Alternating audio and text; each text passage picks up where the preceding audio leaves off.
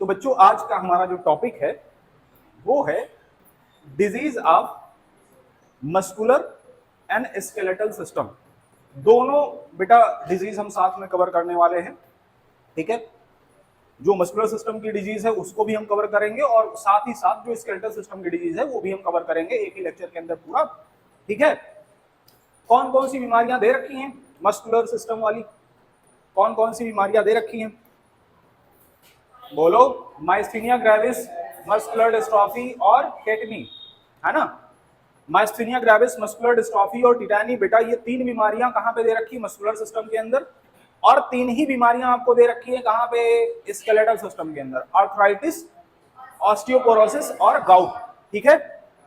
तो हम बेटा सबसे पहली जो बीमारी है स्केलेटल मस्कुलर सिस्टम की उसको हम बेटा समझाना शुरू करते हैं, और बीमारी का नाम है माइस्थीनिया ग्रेविस। क्या नाम है बेटा? Myasthenia gravis. तो सबसे पहले हम लिख देते हैं disease of muscular system.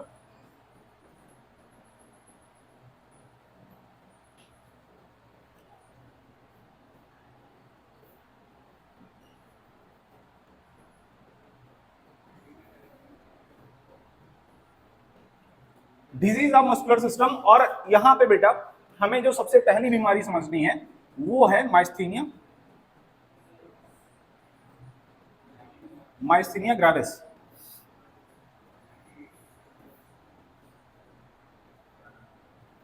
Myasthenia gravis.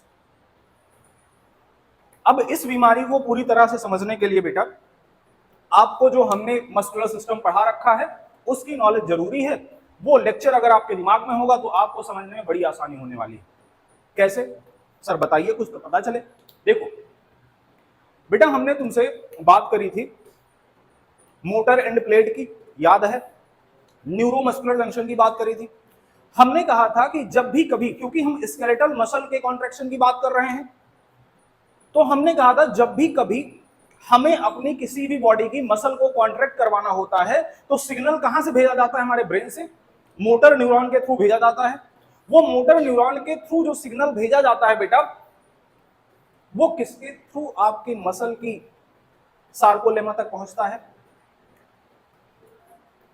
किसके थ्रू पहुंचता है? एसिटाइल कोलिन नाम का हमने सब्सटेंस बताया था, न्यूरोट्रांसमीटर होता है। तो बोलते कहीं नहीं, बैठे कह रहते हो। न्यूरोट्रांसमीटर एसिटाइल कोलिन का नाम बेटा वहां पे लिखा था। ये कहा गया था कि जो न्यूरॉन का जो सबसे एंड पार्ट है बेटा, जिसको है ना टीलोडेंड्रिया कह रहे थे, और जहां पे सिनेप्टिक वेसाइकल के अंदर हमने कहा था कुछ है ना तुम्हारे न्यूरोट्रांसमीटर भरे होते हैं एसिटाइल कोलिन की का खास करके हमने जिक्र किया था। एसिटाइल कोलिन वहां से रिलीज होता है जब इंपल्स पहुंचता है, तो इंपल्स जब पहुंचता है एसिटाइल कोलिन रिलीज होता है और रिलीज होके पोस्ट सिनेप्टिक मेम्ब्रेन पे जाता है। पोस्ट सिनेप्टिक मेम्ब्रेन का बेटा हम यहां पे नाम ले रहे हैं सार्कोलेमा। सार्कोलेमा पे जाता है। सार्कोलेमा पे अगर उसके रिसेप्टर प्रेजेंट हैं, किसके रिसेप्टर? एसिटाइल कोलिन न्यूरोट्रांसमीटर के रिसेप्टर अगर प्रेजेंट होते हैं तो उस न्यूरोट्रांसमीटर के मैसेज को परसीव किया जाता है, और परसीव करके पूरी पूरी सार्कोलेमा में टी ट्यूब्यूल के थ्रू फैला दिया जाता है और पूरे पूरे सार्कोप्लाज्म में मैसेज फैल जाता है। जब ये मैसेज फैलता है तो सार्कोप्लाज्मिक रेटिकुलम, याद होगा बेटा, क्या स्टोर करके रखता है? Calcium ion. किसकी मदद से कौन स्टोर करवाता है? कैल्सिक्वेस्ट्रेट। बोलो। कैल्शियम आयन वहां से रिलीज होना शुरू होता है। जब भी मैसेज पहुंचता है सार्कोप्लाज्म के अंदर, सार्कोप्लाज्म में कैल्शियम आयन रिलीज होना शुरू होता है, और कैल्शियम आयन जब रिलीज होना शुरू होता है, आपको और बढ़िया से याद होगा बेटा एक्टिन मायोसिन फिलामेंट के इसके प्रोटीन के बारे में हम बता रहे थे। एक्टिन के अंदर हमने टीएनटी, टीएनसी, टीएनआई की बात करी थी। ये जाके किसके साथ बाइंड करता है? टीएनसी के साथ में। इसके साथ में, और ये टीएनसी मैसेज भेजता है टीएनटी को, और टीएनटी किसको बताता है? ट्रोपोमायोसिन को, और पूरा फ्लिप हो जाता है। ट्रोपोमायोसिन जैसे फ्लिप होता है बेटा, जो मास्किंग साइड थी, मायोसिन बाइंडिंग साइड थी एक्टिन फिलामेंट एक्टिन प्रोटीन के अंदर, जो कि मास्क करी गई थी टीएनआई के द्वारा, वो हट जाता है वहां से और मसल कॉन्ट्रैक्शन शुरू हो जाता है, क्योंकि मायोसिन वहां से जाके बाइंड हो जाता है। बोलो, समझे? ये हमने बताया था। अगर किसी कारणवश ऐसा हो जाए कि जो एसिटाइल कोलिन के रिसेप्टर लगे हुए हैं सार्कोलेमा के ऊपर, वो डिजनरेट होना शुरू हो जाए।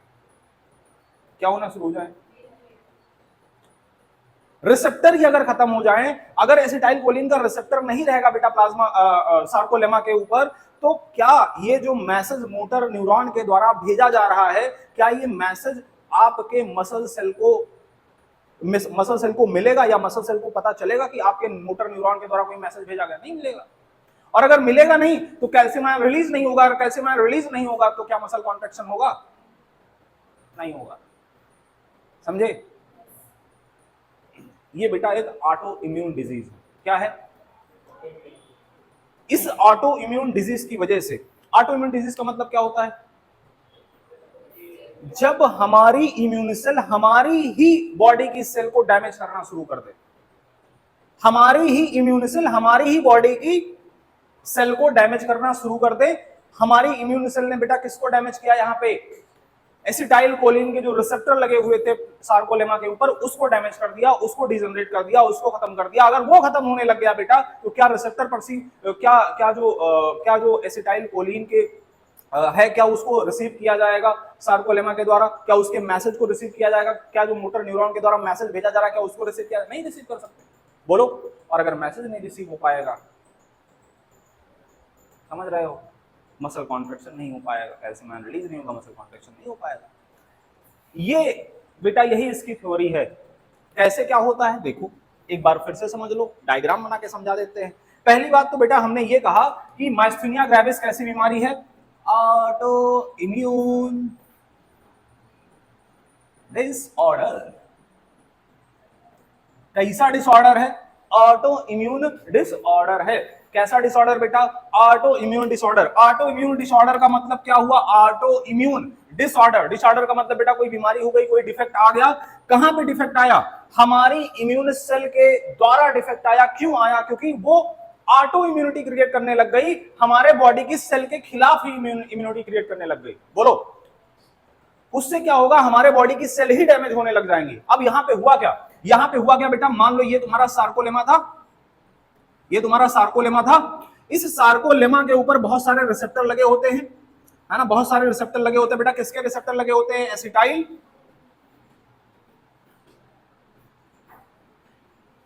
एसिटाइल कोलिन के रिसेप्टर लगे होते हैं। हुआ क्या बेटा? मोटर न्यूरॉन के थ्रू, किसके थ्रू? मोटर न्यूरॉन के थ्रू जो सिग्नल सेंड किया गया, किसके द्वारा बेटा? जो मोटर न्यूरॉन के थ्रू जो सिग्नल सेंड किया गया, मोटर न्यूरॉन के थ्रू, मोटर न्यूरॉन के थ्रू जो मैसेज सेंड किया गया, कहां तक सेंड किया गया? बोलो बोलो बोलो।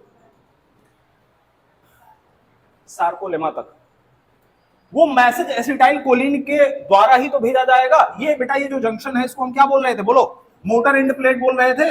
मोटर एंड प्लेट, या फिर इसी को हम क्या कह रहे थे बेटा? या फिर इसी को हम क्या कह रहे थे? न्यूरोमस्कुलर जंक्शन बोल रहे थे क्या? न्यूरोमस्कुलर जंक्शन बोल रहे थे क्या? न्यूरोमस्कुलर जंक्शन बोल रहे थे क्या? बोलो बोलो। अब किसी कारणवश ऐसा हो जाए बेटा कि ये जो मोटर एंड प्लेट है या न्यूरोमस्कुलर जंक्शन है, इसमें कोई गड़बड़ी आ जाए। गड़बड़ी किस तरीके की आ जाए? जो सार्कोलेमा के ऊपर जो एसिटाइल कोलिन के रिसेप्टर लगे हैं बेटा, ये रिसेप्टर डैमेज होना शुरू हो जाए, ये रिसेप्टर डैमेज होना शुरू हो जाए। अगर ये रिसेप्टर नहीं रहेंगे तो क्या जो मोटर न्यूरॉन के द्वारा जो मैसेज सेंड किया जा रहा है मोटर एंड प्लेट पे, न्यूरोमस्कुलर जंक्शन पे, क्या वो मैसेज परसीव किया जाएगा, रिसीव किया जाएगा? सार्कोलेमा के द्वारा नहीं किया जाएगा। अगर नहीं किया जाएगा बेटा, तो क्या आप जानते हो प्लाज्मा, ये जो सार्कोप्लाज्म है, इस सार्कोप्लाज्म के अंदर मैसेज सेंड होगा? नहीं होगा। अगर मैसेज सेंड नहीं होगा तो क्या कैल्शियम आयन रिलीज होगा? रिलीज होगा? नहीं होगा। कैल्शियम आयन रिलीज नहीं होगा। अगर ये रिलीज नहीं होगा तो क्या बेटा मसल कॉन्ट्रैक्शन होगा? नहीं होगा। मेरी बात समझे? हमने मस्कुलर माइस्थीनिया ग्रेविस के अंदर हमने क्या कहा बेटा? हमने कहा ऑटो इम्यून डिजीज है। इसके अंदर हो क्या रहा है? इसके अंदर हो ये रहा है कि एसिटाइल कोलिन के लिए जो रिसेप्टर लगे हुए थे बेटा, वो रिसेप्टर डैमेज होने लग गए हैं, वो रिसेप्टर डैमेज होने लग गए हैं, क्योंकि हमारी इम्यून सेल उसी के खिलाफ काम करने लग गई हैं। इसकी वजह से जो मैसेज आया मोटर न्यूरॉन के द्वारा जो सार्कोलेमा के ऊपर पहुंचना चाहिए था, वो नहीं पहुंचा। क्यों नहीं पहुंचा? क्योंकि एसिटाइल कोलिन के रिसेप्टर ही नहीं। मेरी बात समझ गए? हाँ बेटा, इसकी वजह से सबसे पहले जो असर दिखाई पड़ता है वो नेक और फेशियल रीजन पे दिखाई पड़ता है। वहां की मसल डिफेक्टिव होने लग जाती हैं, और उसके बाद में रेस्पिरेटरी सिस्टम के ऊपर भी असर पड़ता है। धीरे धीरे धीरे करके आपकी पूरी बॉडी जो है वो एक तरीके से मतलब है ना उस पूरी बॉडी के अंदर एक तरीके से है ना पैरालिसिस जैसी कंडीशन क्रिएट होने लग जाती है। ऐसी ही कुछ बात बेटा अभी हम मस्कुलर डिस्ट्रॉफी के अंदर करने वाले हैं, ठीक है, समझे? बोलो। एनसीईआरटी के अंदर भी जो चीजें लिखी गई हैं बेटा उसको भी पढ़ लो, उसमें एक लाइन के अंदर इन्होंने है ना निपटा दिया है टॉपिक को। एनसीईआरटी ने क्या लिखा है बबुआ, देखो एनसीईआरटी ने लिखा है auto immune disorder affecting neuromuscular junction. Auto immune disorder है, कैसा डिसऑर्डर है? Auto immune disorder affecting neuromuscular junction. किसको अफेक्ट कर रहा है? न्यूरोमस्कुलर जंक्शन को अफेक्ट कर रहा है। लीडिंग टू फटीग, इसकी वजह से क्या होगा? थकान सी आएगी। बेटा थकान क्यों कह रहे हैं? थकान की सिचुएशन में क्या होता है, एक बार मैं स्टेटमेंट पढ़ लेता हूं उसका।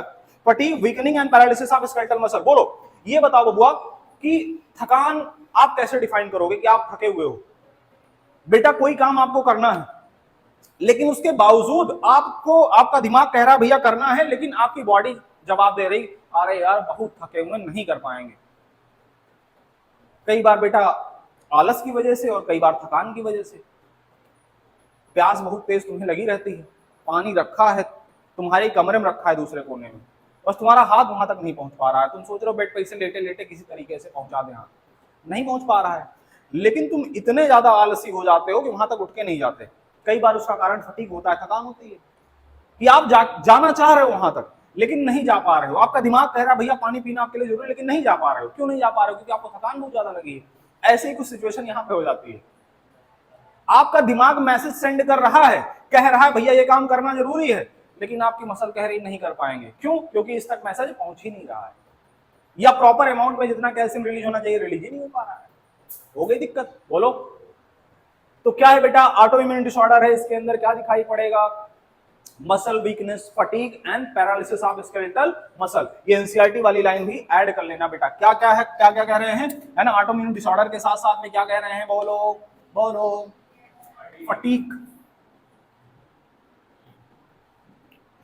Weakness, fatigue, weakness, paralysis of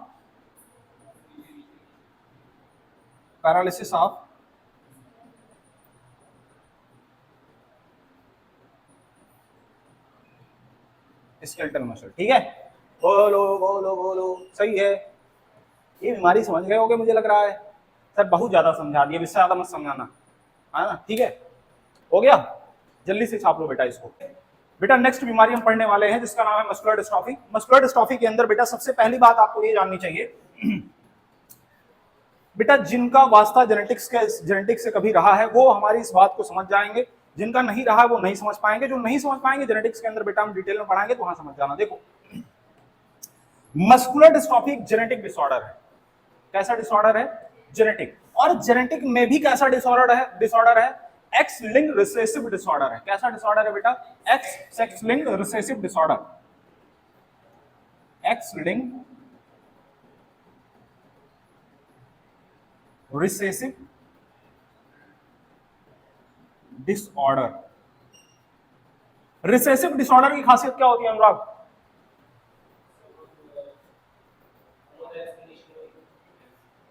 केवल और केवल होमोजाइगस कंडीशन में ही खुद को रिप्रेजेंट करेगा, हेटेरोजाइगस कंडीशन में कभी खुद को रिप्रेजेंट नहीं करेगा। ठीक है, चलो। एक्स लिंक्ड रिसेसिव डिसऑर्डर का मतलब बेटा ये बीमारी सेक्स लिंक्ड है या ऑटोसोमल है? सेक्स लिंक्ड है। कैसी है? ठीक। इसके अंदर क्या होता है बेटा? प्रोग्रेसिव डिजनरेशन होता है स्केलेटल मसल का अकॉर्डिंग टू एनसीईआरटी। अब ये क्या है, कैसे हो रहा है, इसको जरा समझते हैं। अकॉर्डिंग टू एनसीईआरटी ये क्या कह रहे हैं बेटा? Progressive degeneration, progressive degeneration of skeletal muscle. Progressive degeneration of skeletal muscle, है ना? स्केलेटल मसल का प्रोग्रेसिव डिजनरेशन हो रहा है। कैसे हो रहा है जरा इसको समझते हैं बेटा। आपकी मसल सेल के अंदर एक प्रोटीन फॉर्म होती है बेटा जिसका नाम है डिस्ट्रोफिन प्रोटीन। क्या नाम है?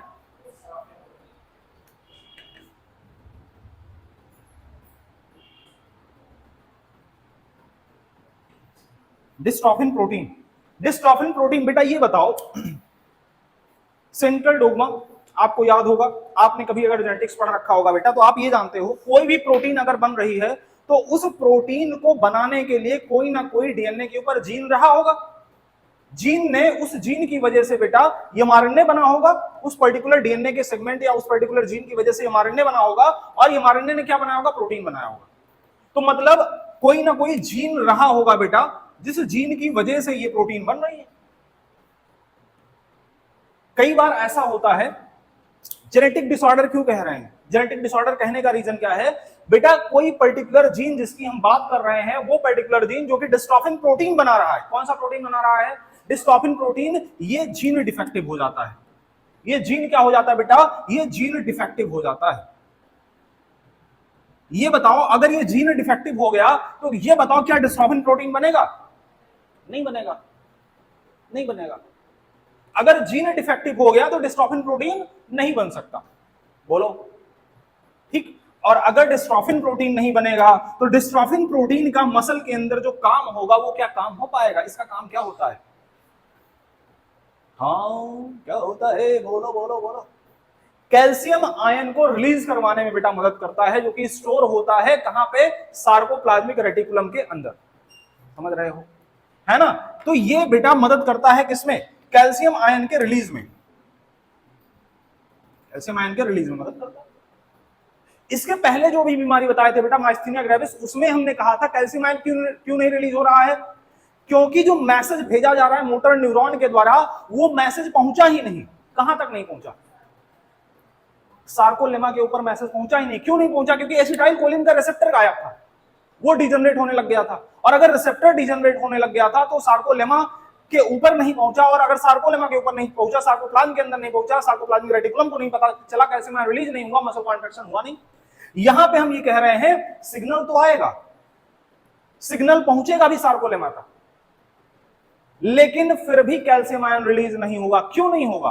क्योंकि जो रिलीज करवाने के लिए प्रोटीन इंपॉर्टेंट है बेटा, वो प्रोटीन को बनाने वाला जो जीन है वो जीन डिफेक्टिव हो गया। वो जीन डिफेक्टिव होने की वजह से बेटा ये प्रोटीन बनना बंद हो गई, और अगर प्रोटीन बनना बंद हो गई तो क्या कैल्शियम आयन रिलीज होगा? नहीं होगा। और अगर कैल्शियम आयन रिलीज नहीं होगा बेटा, मसल कॉन्ट्रैक्शन नहीं होगा।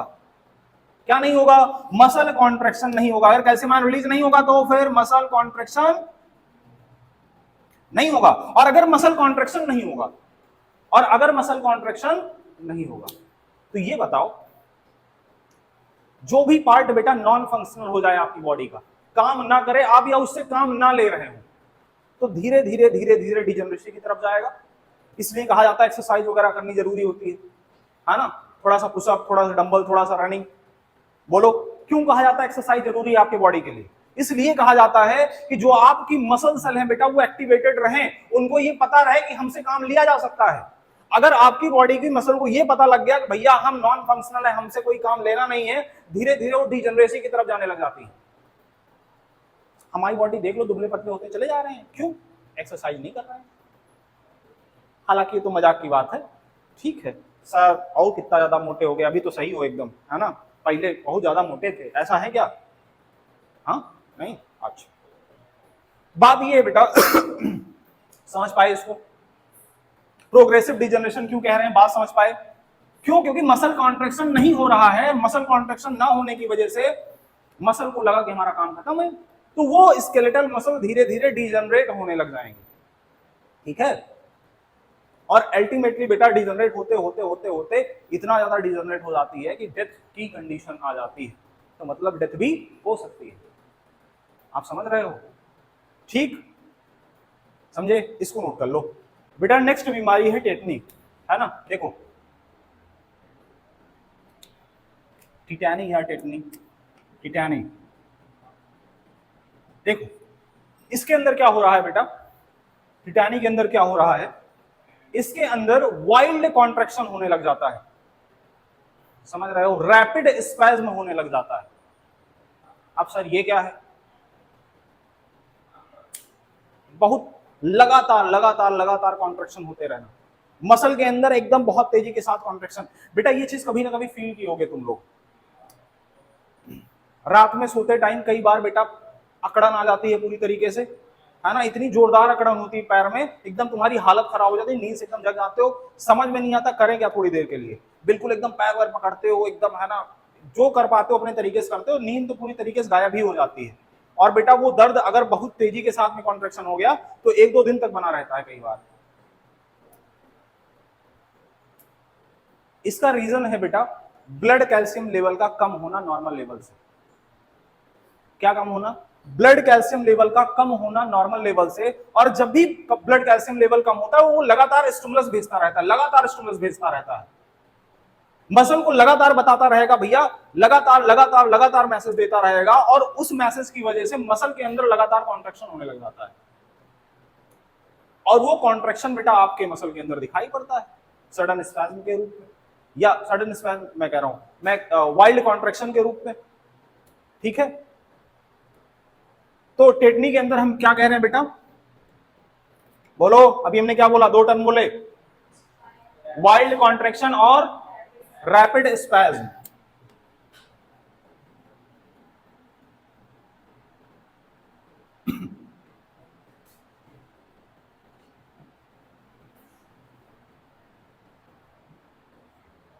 क्यों हो रहा है बबुआ? अरे क्यों हो रहा है? Due to low calcium ion in blood. अब अगर हम कह रहे हैं low calcium ion in blood, तो बेटा आपको नॉर्मल रेंज जाननी चाहिए, कितनी होती है?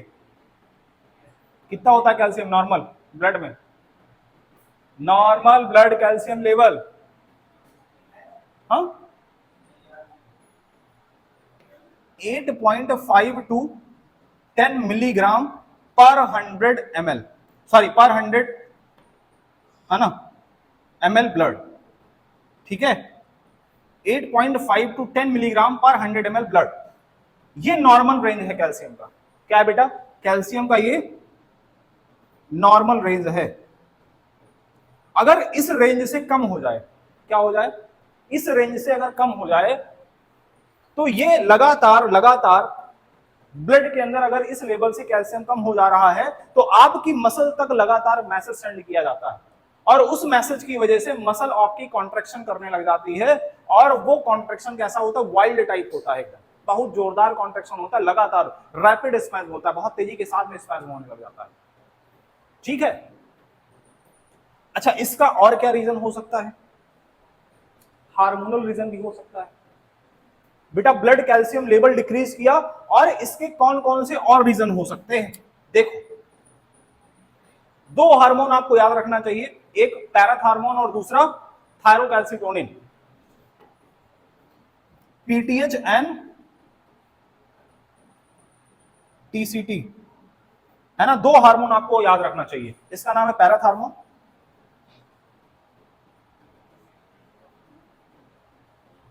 और थायरो कैल्सिटोनिन। ये दोनों हार्मोन आपको याद रखने हैं बेटा, पैराथार्मोन एंड थायरोकैल्सिटोनिन। ये दोनों करते क्या है बेटा? पैराथार्मोन जो है ये ब्लड कैल्शियम लेवल को इंक्रीज करता है, ब्लड कैल्शियम लेवल को इंक्रीज करता है, और थायरोकैल्सिटोनिन ब्लड कैल्शियम को डिक्रीज करने का काम करता है। ये दोनों जब सही अमाउंट में, एक सेकंड सुनो बेटा बात हमारी, ये दोनों जब सही अमाउंट में रिलीज होते रहते हैं तो जो कैल्शियम आयन है वो बैलेंस में रहता है हमारे ब्लड के अंदर। बोलो, ये जब दोनों बेटा सही अमाउंट में रिलीज हो रहे होते हैं तो जो हमारा कैल्शियम आयन है ब्लड के अंदर वो बैलेंस रहता है। अगर इनमें, इनके सिक्रीशन में कुछ डिफेक्ट आ जाए, कम ज्यादा सिक्रीट होने लग जाए, तो उसका असर हमारे ब्लड कैल्शियम लेवल पे पड़ेगा, सीधा सीधा पड़ेगा। समझ रहे हो? ठीक है, अच्छा इसके अलावा और क्या रीजन हो सकता है बेटा? आपने ना अक्सर ये देखा होगा फीमेल्स में जिनकी एज थोड़ा सा ज्यादा हो जाती है, 50 के आसपास जो फीमेल पहुंचती है, तो कई बार एक जर्नल शिकायत देखने को मिलती है कि भैया मतलब है ना, वो कमर में दर्द हो रहा होता है उनके, है ना, पैर में दर्द हो रहा है, हाथ में दर्द हो रहा है, कई बार वो है ना जॉइंट पेन की शिकायत करती है ना, और उन्हें थकान बड़ी महसूस होती है, वीकनेस वीकनेस सी लगती है। तो कई बार ना जैसे ये शिकायतों को नजरअंदाज कर दिया जाता है, क्योंकि फीमेल्स की वजह से भी हमारे सोसाइटी में बहुत ज्यादा नहीं चलती। अब तो थोड़ा बहुत सिचुएशन ठीक हो रही है, अभी भी बहुत ज्यादा ठीक नहीं है, तो बहुत ज्यादा नहीं चलती। जहां पे भी जिन घरों में, तो कहा जाता है अरे यार इनको वैसे ही फालतू समस्या बनी रहती है, जब देखो तब रोया करती हैं, ये दिक्कत वो दिक्कत, दुनिया भर की दिक्कत है। लेकिन सच में उनकी जो फिजियोलॉजी है बेटा फीमेल्स की, जो उनकी मेटाबॉलिज्म है वो हमसे थोड़ा सा अलग है, मेल से थोड़ा सा अलग है। और बढ़ती उम्र के साथ समस्या बढ़ती है। इसका रीजन क्या है? इसका एक रीजन बेटा मेंस्ट्रुअल साइकिल के अंदर छुपा हुआ है। जब नॉर्मल मेंस्ट्रुअल साइकिल चल रही होती, जब तक चल रही होती है, अच्छा उस समय भी बॉडी फ्लूइड बहुत ज्यादा बाहर निकलता है मेंस्ट्रुअल साइकिल के दौरान, उस समय भी वीकनेस उनको महसूस होती है, तो उसके लिए भी उनको डाइट अपनी सही रखनी चाहिए। और जब मीनोपॉज की कंडीशन आती है, मीनोपॉज का मतलब बेटा वो टाइम पीरियड जब मेंस्ट्रुअल साइकिल स्टॉप कर जाए, वो टाइम पीरियड जब मेंस्ट्रुअल साइकिल स्टॉप कर जाए, ये लगभग बेटा 49, 50, 48 की एज के आसपास जाके होता है, मीनोपॉज की कंडीशन आती है। मीनोपॉज जब होता है तो मीनोपॉज होने के बाद में बेटा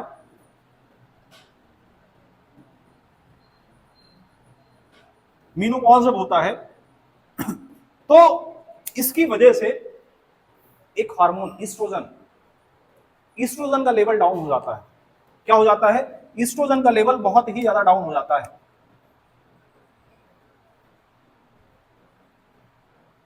ईस्ट्रोजन का लेवल डाउन हो जाता है। अब ईस्ट्रोजन का लेवल डाउन हो जाता है बेटा, ईस्ट्रोजन कैल्शियम की मेटाबॉलिज्म में डायरेक्ट रोल प्ले करता है।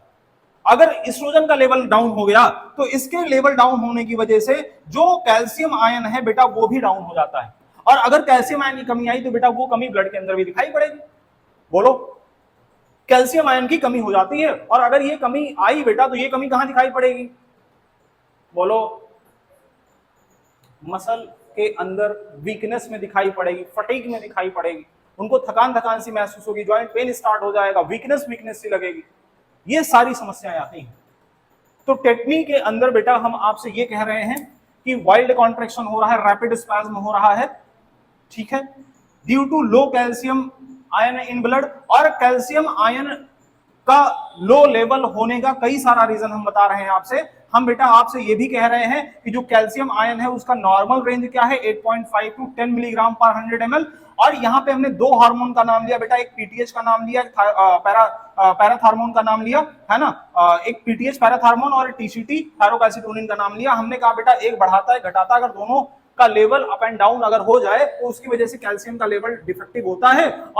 और इसके साथ साथ में हमने एक बात और बताई आपसे, हमने कहा मेनोपॉज के दौरान क्योंकि ईस्ट्रोजन का लेवल डिक्रीज कर जाता है, उसके डिक्रीज होने के वजह से कैल्शियम आयन डिक्रीज होता है, वो भी बेटा टिटेनी का कारण बनता है। अच्छा, ये केवल एक बीमारी में नहीं है, जहां जहां पे हम कैल्शियम की बात करेंगे, कैल्शियम आयन के डिक्रीमेंट की बात करेंगे, वहां वहां पे ये समस्याएं देखने को मिलेंगी। ये हार्मोन का डिफेक्टिव होना, हार्मोन का कम या ज्यादा रिलीज होना, और ये मेनोपॉज वाली कंडीशन दिखाई पड़ेगी। ठीक है, समझ रहे हो? टेटनी लिख लो बेटा, इतना ही था इसमें।